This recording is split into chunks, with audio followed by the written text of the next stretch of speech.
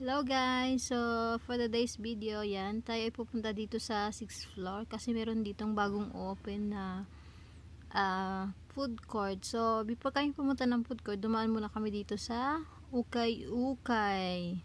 Ayan, at ang tawa-tawa ng lola mo. Hindi ko rin alam kung anong dapat ako natatawa.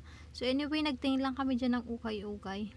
Hindi naman kami bibili lang, tingin-tingin lang kami. Ayan, dahil magaganda. Kaso kulang nga yung pera, charot. So, nagtingin-tingin lang. So, next time, bibili kami pag meron kaming pera.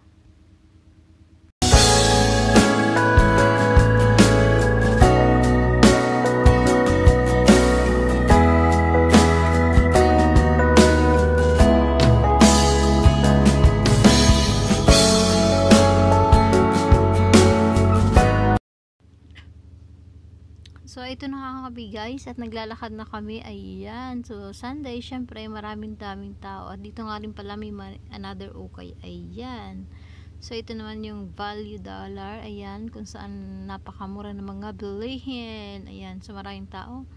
Ayun, ayun. So, ito na guys yung food court na sinasabi ko kanina. Ayan. So, ito yung Malay food. Ayan. So, bibili kami ng chendol. Itatry namin kung masarap ba. Ayan. So, yung chendol ang bibili namin.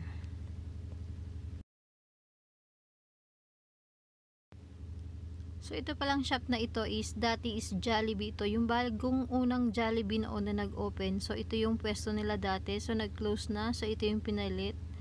Nasa second floor siya, katabi lang siya ng value dollar. Ayan, napakarami guys na mga bilihin. Ayan, meron ding tinapay. So, imili lang kayo guys kung ano yung gusto nyong bilhin. Ayan, napakaraming tao guys. Ayan, so sure ako na laging punuan ito kasi sa baba talagang super daming tao eh. Ayan, bumibili yung kaibigan ko ng ng chendol.